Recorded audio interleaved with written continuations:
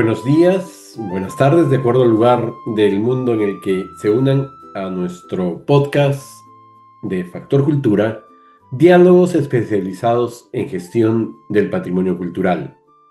Seguimos con invitados de lujo. En esta ocasión, Francisco Vidargas, quien es historiador, gestor cultural y por excelencia un gestor especializado en patrimonio mundial, con 30 años en esta labor en México y también asesorando a diversos países del mundo. Desde el 2007 ha sido subdirector de la Dirección de Patrimonio Mundial del mítico Instituto Nacional de Antropología e Historia de México. Y desde inicios del 2025 es director de esta misma oficina. Eso da para una conversación muy diversa, pero tal vez sea más interesante iniciar hablando de justamente de Lina y su largo recorrido en la historia de México que se inició en 1939. ¿Qué significa Lina, Francisco, para México y para los mexicanos? Qué gusto saludarte, Alberto. Gracias por la invitación. Siempre es grato conversar con ustedes nuestros temas comunes de patrimonio. El Instituto Nacional de Antropología e Historia, creado, como dijiste, en 1939 por decreto del presidente Lázaro Cárdenas, es una de las instituciones más trascendentales, un bastión en la política cultural y en la política patrimonial de nuestro país. Si no existiera el INAH, mucho de nuestro patrimonio tampoco ya no existiría. Gracias al INAH es que se han realizado procesos importantes de rescate, de gestión, de conservación, de preservación integral de nuestro patrimonio cultural. Hay un instituto hermano, el Instituto Nacional de Bellas Artes y Literatura, que lo menciono porque la Ley Federal de Monumentos establece límites un poco complicados para llevar en la práctica, pero que se están inclusive revisando ahora, en el sentido de que desde lo paleontológico hasta siglo XIX es competencia del INAH, su conservación, su gestión, y a partir del siglo XX, todo lo que es patrimonio moderno y contemporáneo es el Instituto Nacional de Bellas Artes el que lo lleva. Sin embargo, hay una sinergia permanente entre las dos instituciones responsables de la conservación del patrimonio en el país, realizando trabajos conjuntos en muchísimos sitios de la República y en múltiples casos. El INAH es una institución que podríamos remitir fácilmente a la creación del Museo Nacional en la segunda mitad del siglo XIX, que ese Museo Nacional es el que dio pie posteriormente a la creación del Museo Nacional de Antropología en 1964. Maravilloso museo. Eh, ha sido desde entonces bastión en el trabajo no solo de rescate, de conservación de zonas arqueológicas, sino también tenemos que ver permanentemente y acompañar a las autoridades responsables de la conservación de los centros históricos. Siempre a través del INAH es que se deben de realizar todos los trámites para obras en centros históricos.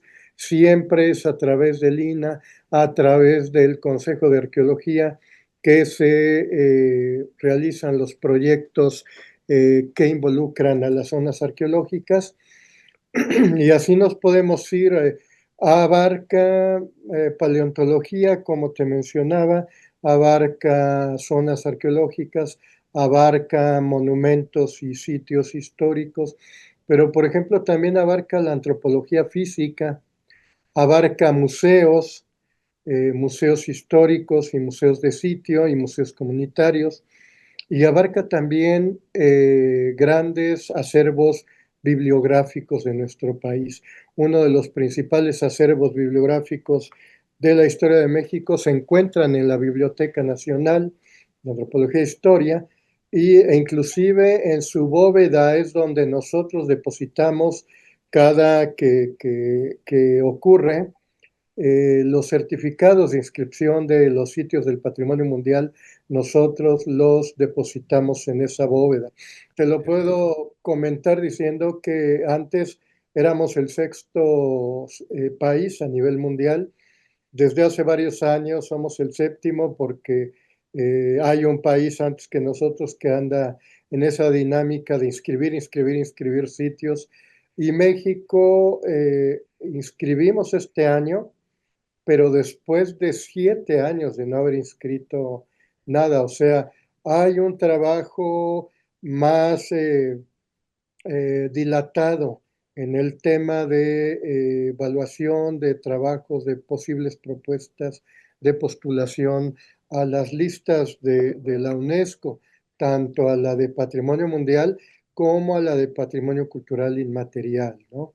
Y también hemos tenido trabajo muy puntual, todo eso inmerso en la Dirección de Patrimonio Mundial.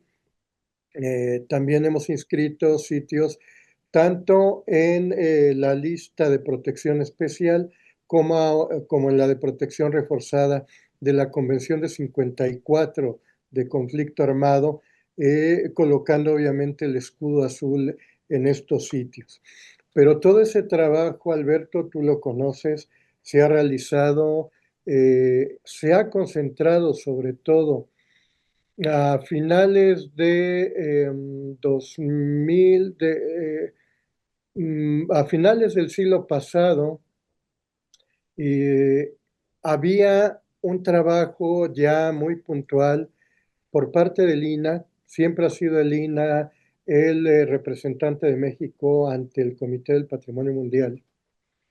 Y ya había un trabajo muy puntual realizado desde lo que era en su momento la Dirección de Monumentos Históricos, que ahora es una coordinación nacional, y de ahí derivó una oficina que finalmente en 2001 se convierte en 2001. esta Dirección de Patrimonio Mundial, impulsada por, como sabes, Francisco López Morales, Reales. desde que fue la primera en América constituida para atender todos los compromisos que nuestro país ha ido adquiriendo al ratificar las convenciones culturales de la UNESCO.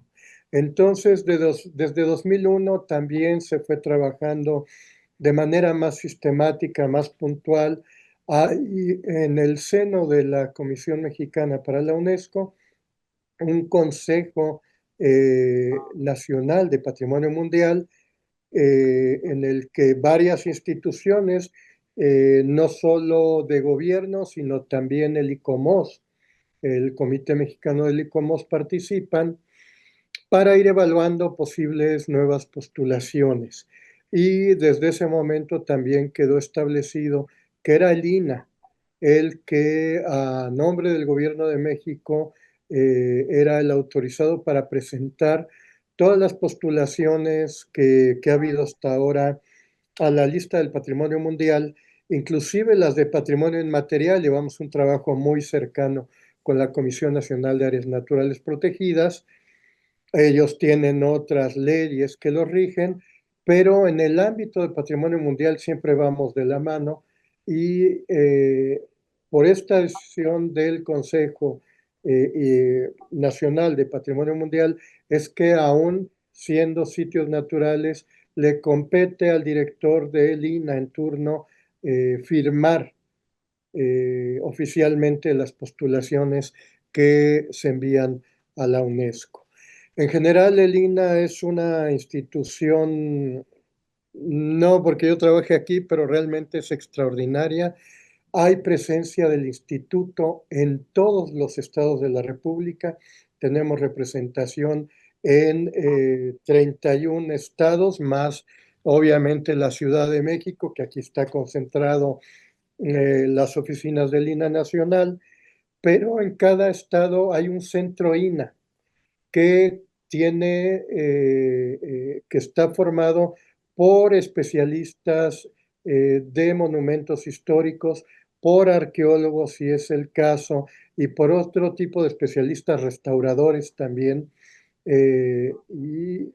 Para terminar, todo este equipo de trabajo da la cifra cercana a 6,000 personas que trabajan en el instituto diariamente a lo largo de todo el país para la conservación, para la protección y también para la salvaguardia de la conservación, la protección del patrimonio cultural y la salvaguardia del patrimonio cultural inmaterial. Inmaterial.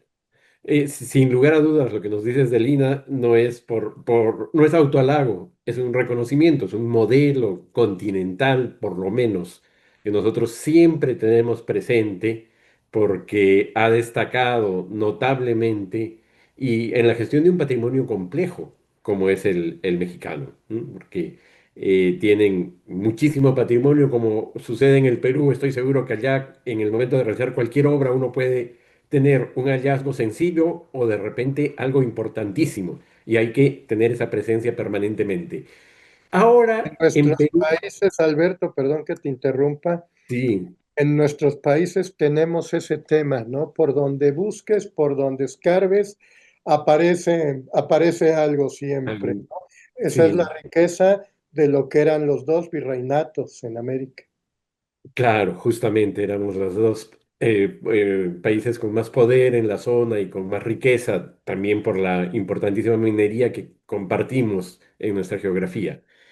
El tema de la presencia de Lina en el estado, fuera de la capital, digamos, nos resulta muy importante ahora en el Perú porque se está debatiendo, luego de muchos años desde la creación, la ley de creación del Ministerio de Cultura habla de regionalizar las oficinas del Ministerio de Cultura, pero es regionalizarlas y pasarlas a depender directamente de las regiones. Algunos, creo que bastantes de los que más entendemos del tema lo vemos con preocupación porque a lo largo de la historia reciente, en muchas regiones, los gobernadores no solo es que no le han prestado atención al patrimonio, sino que han actuado a veces dañando ese patrimonio. Y si es que el poder se descentraliza de esa manera, probablemente sea un riesgo demasiado fuerte. El INA funciona como una unidad de gestión con presencia territorial, pero finalmente con un, por lo menos, nivel de coordinación político muy claro, ¿verdad? Sí, la rectoría del Estado, la rectoría del gobierno federal está clara, ¿no? Y repito, la ley federal es fundamental en ese sentido. Hay legislaciones locales, estatales y municipales, pero por encima de todas ellas siempre está la rectoría del gobierno federal, en este caso del INAH. Eso que comentas, tienes toda la razón. Digámosle que es un volado, ¿no? Porque a veces hay autoridades muy sensibles a la conservación del patrimonio y otras que definitivamente no lo son, perdón. Te pongo un ejemplo. Hace unos años estábamos en un diálogo en Santiago de Chile con las autoridades chilenas y surgió el tema de las problemáticas que han ido surgiendo para la conservación de Valparaíso. Ahí, Valparaíso es el único sitio, como tú sabes, que tiene, digamos que su propietario es la autoridad local, porque los otros bienes del patrimonio mundial en Chile están en manos privadas. Es un tema totalmente distinto a nuestros mecanismos en Perú y en México de conservación de patrimonio. Y bueno, se hizo una discusión muy larga, muy fuerte, porque pues había contradicciones Había autoridades nacionales, estaban las autoridades locales de Valparaíso y el tema es que no se ponían de acuerdo. Y alguien me preguntó de la Autoridad Nacional de Chile, me dice, bueno, Francisco, ¿ustedes cómo resolverían un caso así? Y le dije justamente, aquí lo que necesitan es, en este caso, la rectoría del Estado, del gobierno nacional, ¿no? Total. Para ir poniendo en claro los temas. Claro, allá no es posible así, pero han ido logrando poco a poco acuerdos entre gobierno nacional y el gobierno local, ¿no?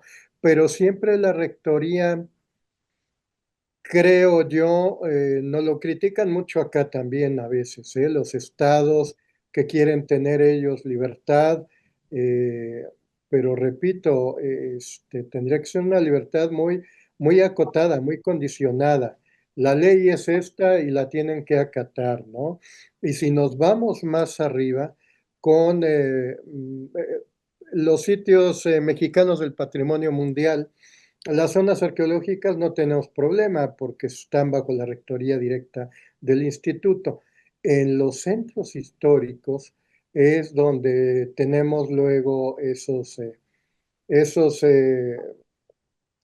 encuentros o desencuentros con las autoridades en turno, más si le agregas, Alberto, no sé en Perú cómo funcione, pero en México tenemos el problema de que los centros históricos, los responsables directos, inmediatos de su conservación, son las autoridades municipales. Acá también. En México, la autoridad municipal se cambia cada 3 años. Es Cuatro decir, acá.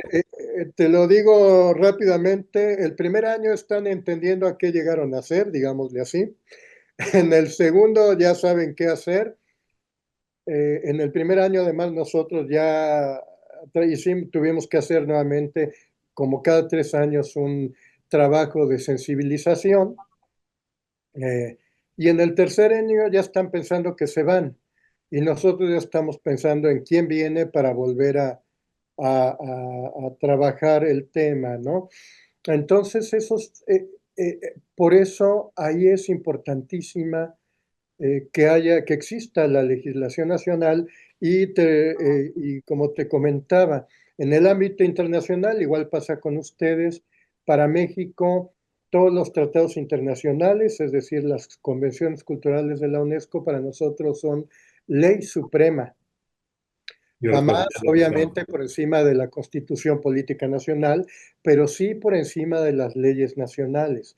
Entonces, eso también permite de alguna manera tener claro el camino, una rectoría que nunca es fácil porque, insisto, hay autoridades muy sensibles y otras no tanto. Además, las ciudades históricas son entes vivos y hay que acotar muy bien las reglas del juego, sí, que vayan evolucionando, pero bajo las reglas del juego, ¿no? Que se Claro que sí. están establecidas. Y en fin, bueno, esa es problemática en la Sí. mayoría de los países de América Latina. Acá también parece estar claro que lo que sea patrimonio mundial va a seguir siendo responsabilidad del Estado, pero primero tenemos solamente 12 sitios de patrimonio mundial y sitios que han tenido o que aún tienen, va disminuyendo el número, valores que podrían alcanzar el valor universal excepcional son mucho más. Y esos sitios son los que, junto a todos los demás hallazgos arqueológicos, sobre todo, pero también en temas de paisajes y demás categorías, pasarían a depender de los gobiernos regionales plenamente. Y yo creo que ahí hay el riesgo de que esos sitios potencialmente patrimonio mundial, por ejemplo, sean mal gestionados y vayan disminuyendo sus valores.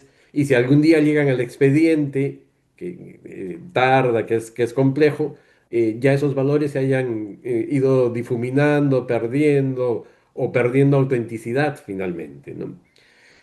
México, como bien decías, tiene 36 bienes inscritos en la lista de patrimonio mundial. Es altamente Es un número altamente significativo, importante. Y complicado. En esa, y complicado, Ujú. en ese proceso, desde muy temprano de la creación de la oficina de la Dirección Especializada en Patrimonio Mundial, has estado presente como punto focal de ante UNESCO en estos temas, como subdirector y ahora como director. Eh, ¿Cómo ves la evolución del tema del patrimonio mundial desde esa perspectiva tan cercana? Además, has nacido en un sitio de patrimonio mundial y seguramente también has podido percibir como ciudadano, ¿no? San Miguel de Allende es un sitio de patrimonio importante y seguramente de pequeño has ido bebiendo, absorbiendo esa que en México me parece que está muy a flor de piel esa sensación de identidad por esto y el hecho de ser patrimonio mundial. ¿Cómo ves esa evolución desde estos tiempos?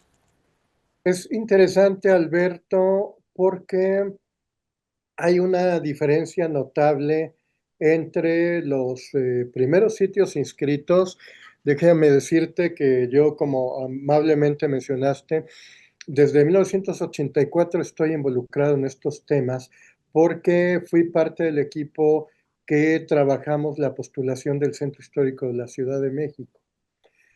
Eh, Como sabes, todas estas inscripciones, vayámonos hasta el 2005 si quieres, que empieza a haber otras reglas del juego, eran decisiones de Estado, decisiones de gobierno, y no se le consultaba a los ciudadanos involucrados, por ejemplo, en las ciudades históricas. Yo lo trabajé en el 2004, entre 2004 y 2006, de empezar a jalar, sobre todo, repito, 2005 es un momento importante en eso, porque en 2005 ya te empiezan a pedir para una postulación eh, que exista cuando menos en ese momento, un bosquejo de un plan de gestión, ¿no? Y empiezan otras reglas de juego para la inscripción de sitios. Entonces, justo para San Miguel, hicimos un primer ensayo en México de dialogar con la gente para irles explicando de qué se trataba la postulación de la Villa Protectora de San Miguel y el Santuario de Jesús Nazareno de Atotonilco. La gente de la ciudad más abierta, más con expectativas, debemos decirlo, porque es el perfil de San Miguel, de una ciudad turística, y la gente en torno al santuario más preocupada en qué impactos pudiera haber, ¿no? Que podría haber con una inscripción de esa naturaleza y qué beneficios obviamente podría traerles. A partir de eso, es que los procesos también hay que recordar que la Convención del Patrimonio Mundial, curiosamente, es la convención que va en su seno impulsando la creación de la Convención de 2003 de Patrimonio Cultural Inmaterial, pero el tema de comunidades no llega sino hasta después, tiempo después, a formar parte de las 5 Cs, de los 5 objetivos de Patrimonio Mundial con el tema de comunidades. Ahora tú no puedes plantear una postulación si no ha habido un trabajo con la comunidad, con la sociedad involucrada, ¿no? Al igual que pasa con la Convención de 2003. Pero simplemente el tema de los planes de gestión, voy a insistir mucho en eso en esta charla, van dando otra perspectiva también, Alberto. Por ejemplo, tú eres uno de los grandes expertos en itinerarios y rutas culturales.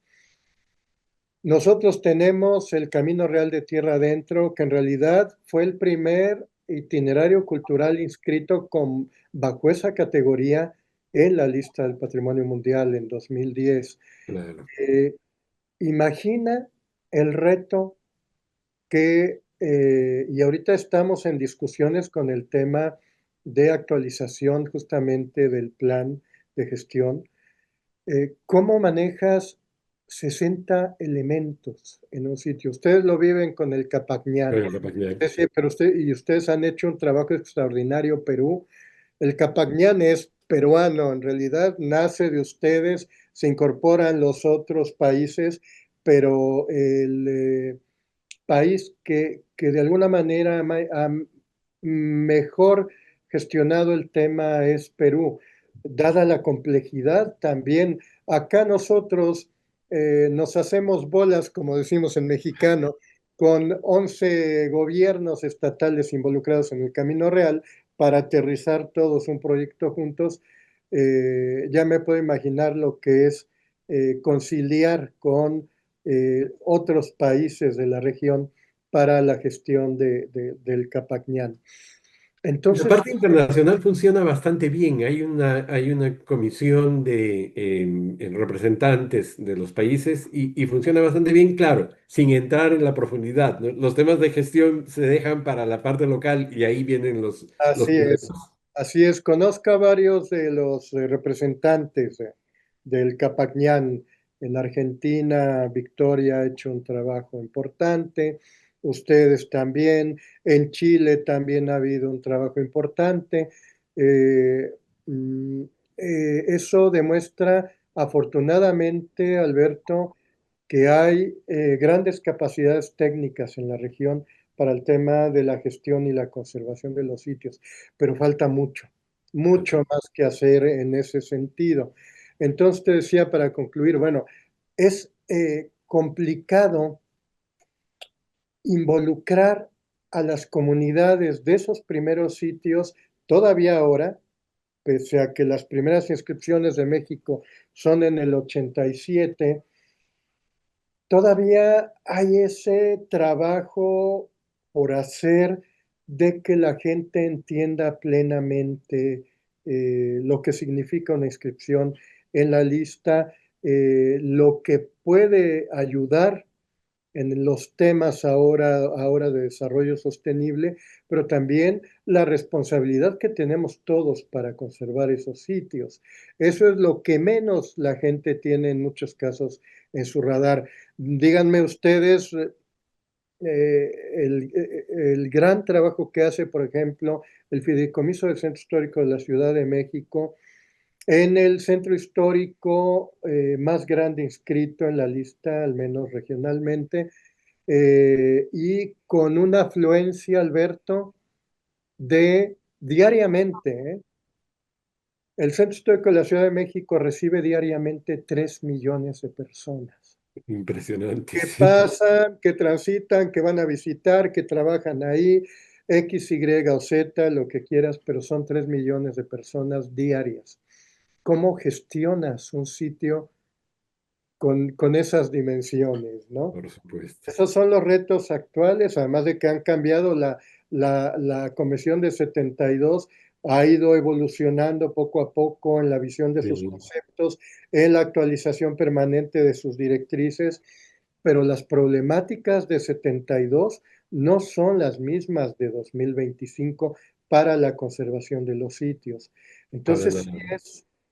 es un permanente reto. Concluyo esta parte comentándote algo que luego una querida amiga, creo que común, que trabajó en la Unidad para América Latina y después estuvo como representante de la oficina de la UNESCO en Nuria México, Sanz, Nuria Sanz, hacía entripados, Nuria, cuando yo decía en reuniones que no hay un solo sitio, ahorita ya van, ¿qué? 1246, si no me equivoco, a este año, no hay un solo sitio en la lista del patrimonio mundial que no tenga problemas, pequeño, mediano o grande, pero todos lo tienen, ¿no? Y esos son los retos de la conservación. sí, justamente, te comento que este podcast está principalmente dirigido a estudiantes de posgrado, estamos contactando en toda la región, desde ustedes, desde México hasta Argentina y también España, porque vamos a comenzar una primera etapa solamente en lengua hispana. Y estos conceptos de la evolución de las categorías de la convención, yo creo que les resultan especialmente interesantes a estos jóvenes en ese proceso de formación, porque la convención, de la mano con ICOMOS y sus cartas, han transformado un poco los criterios de gestión y los conceptos de fondo del patrimonio cultural. Las directrices, es muy interesante el proceso porque no se ha modificado la convención para nada, pero lo que era obras conjuntas del hombre y la naturaleza, como sabes, sabemos hoy en día que son paisajes culturales. Los itinerarios han traído toda una dinámica distinta de funcionalidad del patrimonio. ¿Cómo ves ese proceso teórico, ya desde el punto de vista teórico, de aporte al conocimiento? ¿Qué ha significado la Convención de Patrimonio Mundial y estos aportes a la teoría universal? Antes de que se me olvide, no olvides, mencionas a nuestro ICOMOS, pero también el gran trabajo que ha hecho la UICN y el En ICROM la son parte natural. importantes Y el en ICRON, donde además has en hecho parte ese de tu sentido. formación profesional.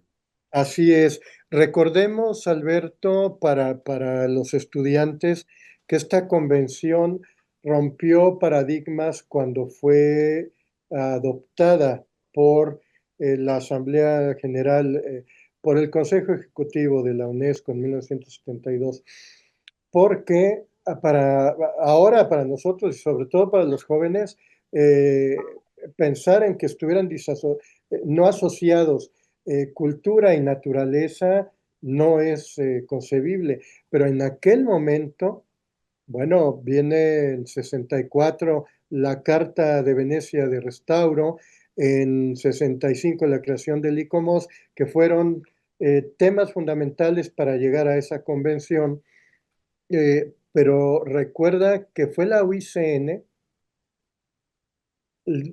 uno de los ahora órganos consultivos de la UNESCO que impulsaron ese tema de tener esa visión conjunta Ambas de la convenciones.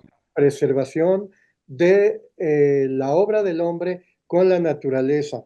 Acá, queridas amistades mías, yo creo que la llegaste a conocer, Pía Galina de Áreas Naturales, siempre me decía, Francisco, que no se les olvide a ustedes que lo primero que existió fue el ámbito natural y después el hombre construyó dentro del ámbito natural, ¿no?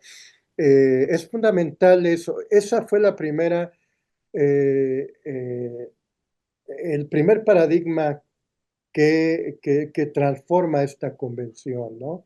Luego de ahí nos podemos ir, bueno, si no me equivoco, es 76, 77, las primeras directrices prácticas, y de ahí vámonos hasta 1994, cuando viene la primera aquella gran reflexión sobre el tema de la convención y de la lista, sobre todo en el ámbito de la credibilidad, sobre todo de esa lista. Las disparidades que había con casi todo europeo, casi todo solo Así es, histórico. así es, exactamente eso. Y a partir de eso es que se concibe una nueva estrategia global que también abre la puerta a nuevas categorías patrimoniales, no las de siempre que venían concebidas desde una visión desde los años 60, pongámosle, repito, con la Carta de Venecia en todo caso, sino nuevas categorías patrimoniales. Y esto ha ido evolucionando gracias, como tú decías, y gracias al trabajo de personas como tú, por ejemplo, en el tema de las rutas e itinerarios culturales, que desde 1992, si mal no recuerdo, un largo trayecto hasta 2008, cuando es que el ICOMOS en Quebec adopta la Carta de Itinerarios Culturales, ¿no? Y así nos podemos ir con diversos documentos doctrinales emanados de los órganos consultivos y que han llevado a ese tipo de categorías como patrimonio moderno también que, pese a todo, curiosamente, sigue no teniendo gran cartel, digámosle así. Hay ya importantísimos a nivel mundial inscripciones. La Casa Barragán de ustedes. Todavía no hay una visión. Están los europeos otra vez haciendo inscripciones interesantes de patrimonio moderno. En años recientes han inscrito varios países patrimonio moderno importante. Y América Latina está rezagada, por ejemplo, en ese tema, o el patrimonio industrial. Eh, Viene el tema de paisajes, que le cayó como anillo al dedo a todo mundo, porque, siendo sinceros, en el paisaje cultural metes todo. Metes todo lo que se te pueda ocurrir meter, y es una de las categorías más socorridas en ese sentido, ¿no? Por ese tema de que puedes involucrar todo. Pero Los también más complejo de gestionar al final. Ese es otro tema, ese es otro tema. Los itinerarios culturales son complicados. Panamá acaba de inscribir un itinerario Sí, cultural con cultura también sísmica. después de un trayecto largo, y, eh, y van apareciendo así categorías que todavía, por ejemplo, los bienes mixtos. Los bienes mixtos, hombre, Tikal debió haber sido el primer bien mixto inscrito en la lista, ¿no?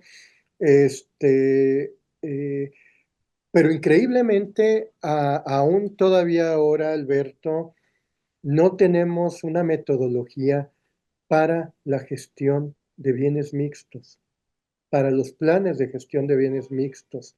Se han ido dando los famosos prueba-error en diversos países, entre ellos nosotros, con Calakmul, que fue nuestro primer bien mixto inscrito, de cómo asociar el trabajo de las áreas naturales protegidas con el trabajo de la conservación del patrimonio cultural, ¿no?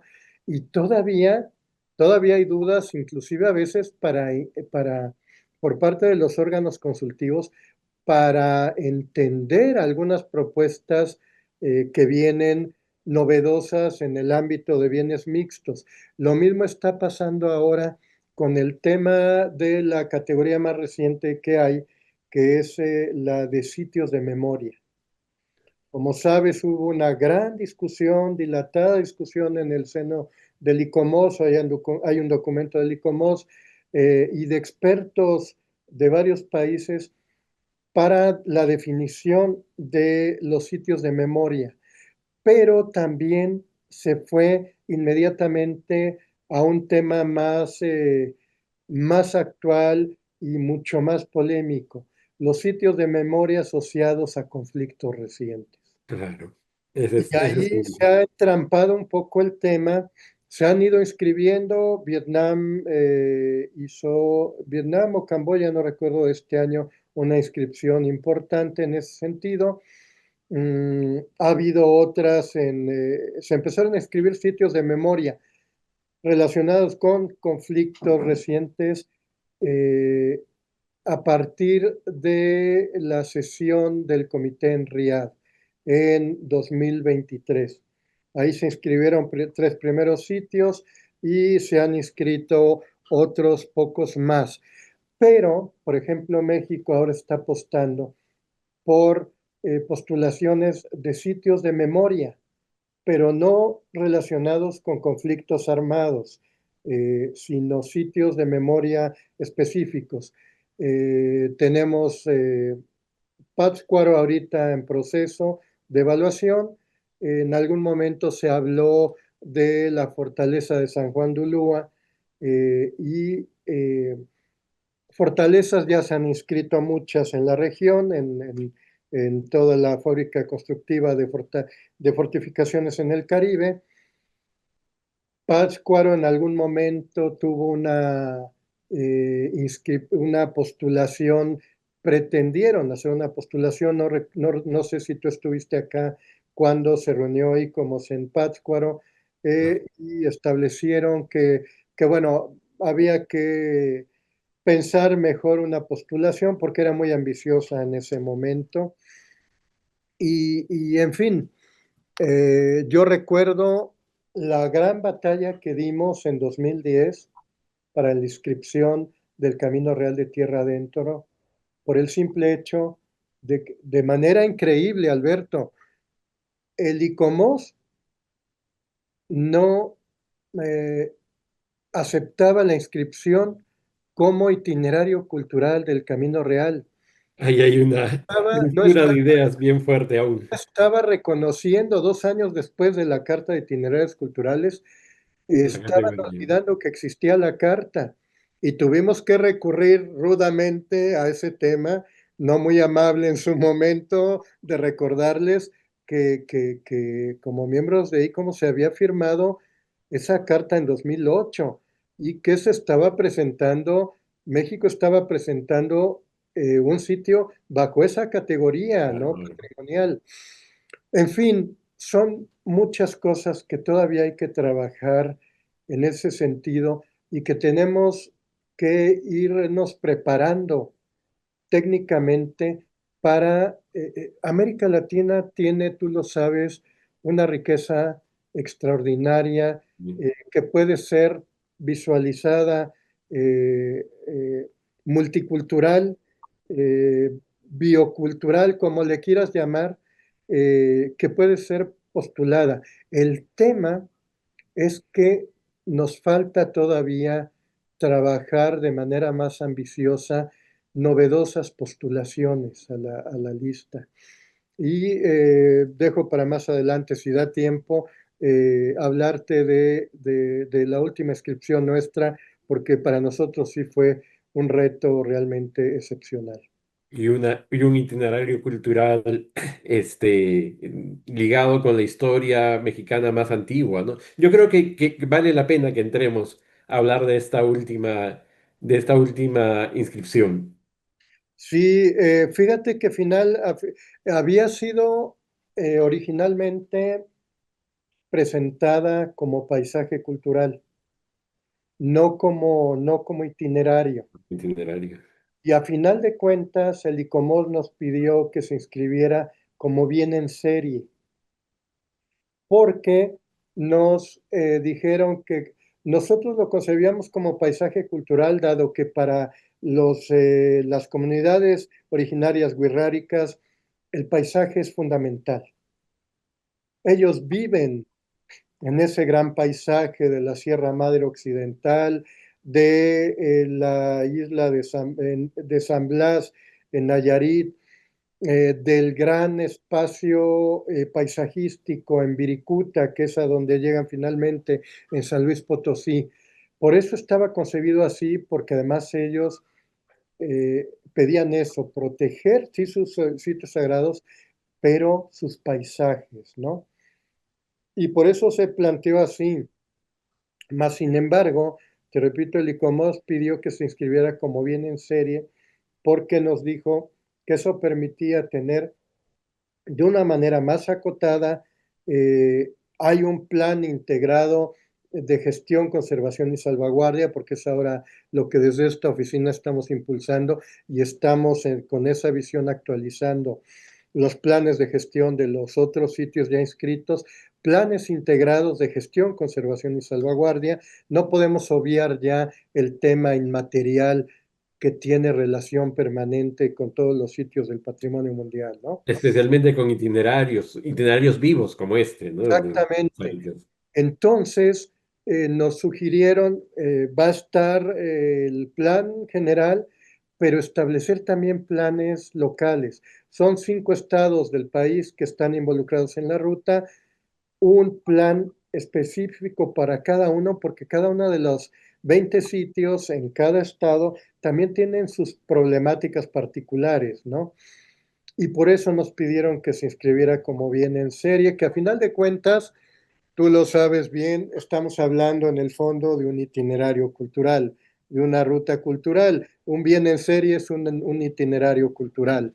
Este, y así se trabajó, pero aquí lo que sorprendió mucho y gustó mucho en la UNESCO y sorprendió al órgano consultivo, al ICOMOS, es que fue una postulación surgida de ellos.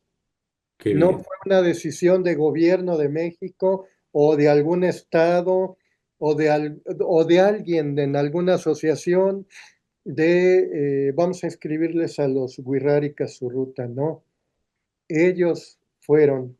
Y este trabajo dilatado, atendiendo los tiempos de ellos, porque ellos, las comunidades originarias lo saben, no llevan los tiempos nuestros, ellos tienen sus propios procesos de decisión y sus tiempos para hacer las cosas. Esta ruta, su postulación, se fraguó ni más ni menos que casi en 30 años, Alberto. Wow. Ya la parte final, cuando el INAH entra, que se acercan ya con nosotros, es en 2003. En 2004 ya estaban en la lista indicativa, siguió un proceso y tristemente en 2015, que es cuando presentamos por primera vez ya expediente, no pudo llegar a la UNESCO porque hubo intereses del gobierno mexicano en turno con mineras, por ejemplo, Un y tema no también permitieron altamente que avanzara preocupante. esta postulación. Pero el gobierno anterior era el momento propicio y ellos mismos volvieron a aparecer, vinieron a la oficina y nos dijeron, hombre, ¿por qué no retomamos el tema? Y ahí empezó otra vez esto fue en 2021, Valiosísima para experiencia. llegar a 2025 y lograr esta inscripción, pero la gestión, ellos escogieron qué sitios querían que se inscribiera, inclusive ya con la postulación en proceso de evaluación, nos pidieron ellos en la visita del evaluador, en dos comunidades nos pidieron agregar un sitio más. Hicimos, hicimos el atrevimiento. Obviamente el ICOMOS Internacional dijo, eso no es posible, esto No estaba evaluado. ya está en proceso. Les fuimos a explicar a París por qué era esto y lo entendieron perfectamente, Alberto, y por eso son no 19 sino 20 los sitios que se inscribieron a petición de ellos y son modelos de gestión que ellos van a llevar. Nosotros, el INAH, la Comisión Nacional de Áreas Naturales Protegidas, el Instituto Nacional de Pueblos Indígenas, los gobiernos de los 5 estados involucrados, los vamos a acompañar, pero ellos van a nombrar a sus gestores y ellos nos van a ir dando la pauta de qué es lo que quieren que se vaya atendiendo paso a paso conforme al plan general, el plan integrado que te comento, que surgió además de reuniones con ellos, de talleres con ellos, explicándoles qué significaba una inscripción a Patrimonio Mundial y ellos nos fueron diciendo esto es lo que queremos que se atienda en el plan de gestión, ¿no?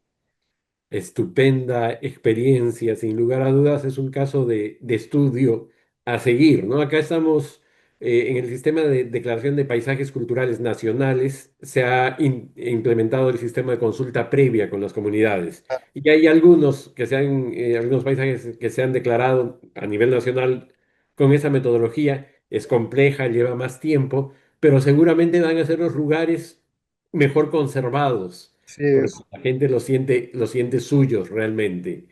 Es realmente notable esa experiencia. Felicitaciones a los mexicanos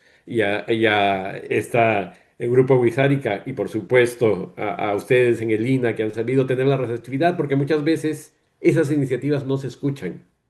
Esas iniciativas los expertos las corrigen a su modo y esto que claro. han tenido esa apertura es muy importante. Y no, todo se fue consultando con ellos. Mira, es siempre complicado. Han surgido a partir de la de la inscripción a algunas pequeñas comunidades que hay muchos intereses, el tema agrario, el tema ejidal, el tema de las mineras por el otro lado, mueven siempre a grupos también, Claro, pero lo que estamos haciendo es informar lo más posible a comunidades y ahora con mayor razón, ya que recibamos el certificado, se van a hacer, pedí varias copias del certificado desde la UNESCO porque vamos en cada uno de los 5 estados claro. llegar a las comunidades su certificado. Ya tradujimos al español el expediente y el plan de gestión, también se les van a entregar y a partir de eso ir creando trabajo con ellos, a conforme Exacto. ellos lo vayan pidiendo. Claro, en estos lugares, yo lo planteaba para el caso de Capañán, es necesario que la gente sea consciente. Bueno, en estos que es una comunidad, más o menos, ellos saben de la ruta y es su ruta, pero en una ruta tan amplia como el Capañán, tal vez la gente de una zona importante de Cajamarca no sabe que hay otra zona importante a miles de kilómetros en Puno que forma parte del mismo proceso cultural. Y cuando lo sepa, por eso propongo que hagan hermanamientos entre colegios, hermanamientos entre municipalidades, participación universitaria, viajes y centros de interpretación donde, además de lo local, esté reflejado el concepto global, integral de ese itinerario, de tal manera que la gente se sienta parte de y así avanzaremos en hacer que el patrimonio contribuya inclusive a la paz, que es esa máxima de UNESCO, ¿no? Y en Así el es. tema educativo, esta participación del Grupo Huizárica me parece muy interesante, pero también yo he observado algo que no observo, por ejemplo, en el Perú con ese entusiasmo. Coincidí hace unos años por azar, porque fue un evento en Zacatecas, pero pasé por Guanajuato y era el aniversario de la inscripción de Guanajuato. Y sus maravillosos túneles estaban repletos de actividades culturales, pero no solo repletos de actividades culturales que iban desde la academia hablando de temas de fondo con estudiantes y expertos, hasta gente danzando sus danzas participativamente, ¿no? Y eso para mí significa que hay una cercanía, por lo menos de una buena parte de la sociedad, a estos temas. Y también creo que nos trae a colación el tema de la educación. Nosotros estas conferencias estamos pensando bastante en el tema de la educación y preguntándonos, por ejemplo, si no habría que hacer algo más por la formación de los jóvenes a través de la especialización de sus profesores.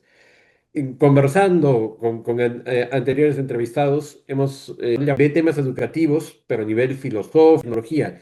Y no tenemos un comité donde estén los profesores, que son también profesionales y que Claro. muy bien deberían tener cómo transmitir el patrimonio y tal vez una carta especializada en cómo se transmite en el aula el patrimonio. Estamos un poco en esa campaña. ¿Qué opinas sobre esa necesidad de crear un comité, tal Es vez? fundamental, la educación, Alberto, es fundamental. Sin esa formación, sin esa sensibilización de la sociedad, no podemos llegar a metas puntuales en la conservación del patrimonio. Y te comento un ejercicio que se hizo en México hace 2, 3 años. En 2021 hicimos una extensión de los primeros monasterios del siglo XVI en las laderas del Popocatépetl. Eran 14 monasterios inscritos en 1994 y había faltado de alguna manera el primer monasterio que dio origen a todos los demás y que se encuentra en Tlaxcala. Se hizo el trabajo, obviamente costó más trabajo la postulación de esta extensión que lo que fue en 94, los 16 por todo lo que ha cambiado y los La complejidad. requisitos que ahora hay para la inscripción de un bien. Eh, y a partir de eso, las autoridades de el gobierno de Tlaxcala, que es un estado cercano, limítrofe con la Ciudad de México. Eh, Aquí en México seguramente pasa lo mismo en Perú, perdón. Cada año, al inicio de las clases de nivel básico, de primaria, como decimos acá, se reparten libros de texto gratuitos de todas las materias que se van a llevar, ¿no? Desde primero de primaria hasta sexto de primaria y también en la parte secundaria, ¿no? Los 3 años de secundaria. Hay libros de texto gratuito que el gobierno de México entrega a todas las escuelas, a todos los alumnos, sean escuelas públicas o privadas. Es el plan de educación del gobierno, ¿no? Y cada estado tiene un libro de texto gratuito regional con la historia de su estado. Tlaxcala propuso, y lo aceptó la Comisión Nacional de Libros de Texto Gratuito, integrar en sus libros de primaria un apartado sobre el patrimonio cultural y por qué se debe conservar. Entonces, desde la educación básica ya se está fomentando ese conocimiento a Qué los bueno. niños para volverlos, como yo digo siempre, futuros militantes de la conservación del patrimonio, ¿no? Y es un tema que está dando buenos resultados en Tlaxcala. Tenemos otros ejemplos, por ejemplo, Calakmul no, porque de la autopista ingresar a la selva y llegar a Calakmul son 70 kilómetros. En todas las comunidades en torno a esa zona es muy difícil que los niños vayan y vengan diario, pero hay otra de las zonas mayas, arqueológicas mayas importantes en torno a Calakmul, es Becán. Y ahí, por ejemplo, quien te recibe para darte explicación sobre la zona arqueológica, hacerte el recorrido, son chicos de 8 años, 8, 9, 10 años, que además ya traen su playera que dice guía zona arqueológica de Becán, y te lo platican, te hacen la visita mejor que muchos guías de turistas que se inventan tantas cosas que conocemos. Extraordinario el orgullo que tienen estos chicos de mostrar lo que es parte de su cultura y parte de su identidad. Lo mismo hacen, por ejemplo, en las misiones jesuíticas en Paraguay. Tienen guías, ahora hay unos chicos que yo conozco extraordinarios guaraníes y que también no solo dan las visitas a nacionales, a extranjeros, sino también a miembros de su comunidad y lo dan en guaraní. Eso, esos son eso es parte de los trabajos que tenemos que ir realizando regionalmente de manera más sistemática, más puntual, políticas culturales para, para, para sensibilizar, para involucrar a la sociedad, a las comunidades originarias en su patrimonio. Las comunidades originarias lo tienen claro, ¿eh? Son los mejores guardianes de su patrimonio y de su paisaje natural. Nosotros tendemos que aprender mucho de ellos en ese sentido. Claro que sí. Eh, Estos diálogos darían para muchísimas horas. Hemos aprendido mucho. Es muy interesante cada uno de los ejemplos, experiencias que nos has podido compartir, pero tenemos que terminar y estamos terminando pidiéndoles a los grandes expertos que tienen la generosidad de acompañarnos un mensaje para estos jóvenes. Como decía, esto está dirigido a estudiantes de grado, pero sobre todo de posgrado en nuestra región. Y ellos pues están comenzando en este reto en el que personas como tú tienen la experiencia y lo han vivido.